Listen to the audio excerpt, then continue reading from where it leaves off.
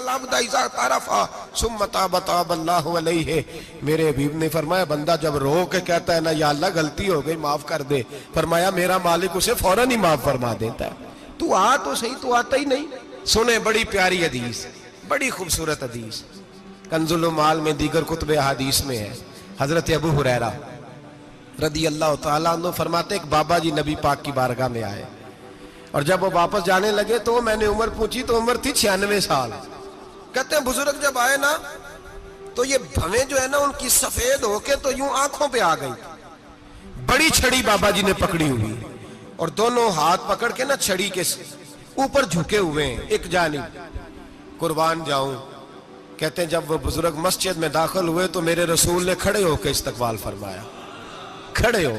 اور نبی کریم صلی اللہ علیہ وسلم نے آگے بڑھ کے بابا جی کو بازو سے پکڑا اور بٹھایا. حضور بیٹھ گئے. کہا بزرگوں کیسے آئے ہو؟ تو کہتے ہیں وہ بابا جی بات کرتے تو آنکھ کھول کے پہلے حضور کا چہرہ دیکھتے، پھر وہ بات کرتے تو ان کے لب و لہجے کے اندر بڑی پریشانی، بڑی تکلیف، بڑی مایوسی. عرض کرنے لگے یا رسول اللہ، حضور زندگی ساری گناہوں میں بیت گئی ہے، حضور غلطیاں ہی غلطیاں، یاد ماضی عذاب ہے، یا رب چھین لے مجھ سے حافظہ میرا. اے اللہ کے رسول بڑی لمبی فہرست ہے، پاپ ہی پاپ ہے، کالے سیاہ دفتر ہے. یا رسول اللہ صلی اللہ علیہ وسلم جب پلٹ کے دیکھتا ہوں حضور مجھے نیکی دکھائی نہیں دیتی. حضور اس عمر میں آپ کا ایک صحابی ملا ہے، اس نے بات سمجھائی ہے تو تھوڑا خیال آیا ہے، لیکن یا رسول اللہ صلی اللہ علیہ وسلم اب میرا وجود بیکار ہو گیا ہے، حضور بوڑھا ہو گیا ہوں. 3 باتیں کہیں بزرگوں نے اور نرالی کہیں. کہنے لگے یا رسول اللہ صلی اللہ علیہ وسلم، حضور اب تو میری کمر بھی سیدھی نہیں ہوتی کہ میں نماز ہی صحیح ادا کر سکوں، بوڑھا ہو گیا ہوں.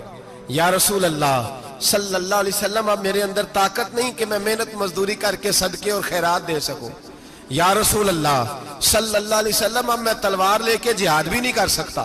حضور نہ میں لمبی نمازیں پڑھ سکتا ہوں، آقا نہ میں صدقات و خیرات دے سکتا ہوں، محبوبہ نہ میں دین کے لیے کوئی جہاد کر سکتا ہوں. بیکار وجود ہے، بیکار.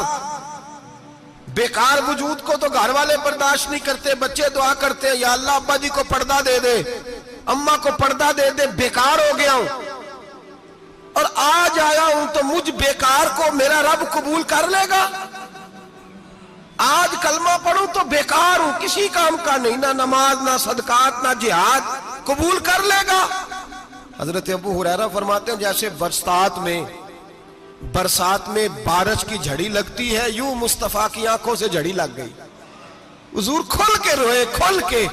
اور میرے حبیب پاک نے فرمایا بزرگوں بڑے مجاہد ہیں، دین کے لیے جہاد کرنے والے بڑے ہیں، رب کریم کو آپ کی تلوار کی اتنی حاجت نہیں. اور فرمایا اس کے خزانے کوئی خالی تو نہیں کہ آپ ہی گویا صدقہ دیں گے تو بھرے جائیں گے. اور فرمایا پھر رب کریم کی شان میں اضافہ نہیں کرتی عبادتیں، وہ تو بندے کو نفع دیتی ہیں. میں بزرگوں نہ آپ جہاد کریں، نہ آپ صدقات دیں، لا لمبی نمازیں پڑھیں، آپ صدق دل سے آ جائیں، اللہ کے رسول کا وعدہ ہے رب آپ کو بغیر حساب کتاب جنت عطا فرما دے گا. آنا تو شرط ہے کہ نہیں؟ آئیں تو صحیح، نہ پہنچے تو صحیح، آ جائیں. اس کو نہیں عادت صدقات و خیرات کی، جہاد کی، تبلیغ، آئے تو صحیح. نہ تو آ ہی نہیں رہا، تو گھر میں بیٹھا ہوا ہے، تو سویا ہوا ہے، تو دکانداری کر رہا ہے، تو پیسے گن رہا ہے، تو آیا ہی نہیں، آ تو صحیح. بلکہ میرے نبی پاک فرماتے ہیں جب اللہ پاک کا بھاگا ہوا غلام آتا ہے پھر تو اللہ زیادہ راضی ہوتا ہے، پھر تو اللہ زیادہ راضی ہوتا ہے، زیادہ راضی ہوتا ہے. تو آ تو صحیح، پہنچ تو صحیح.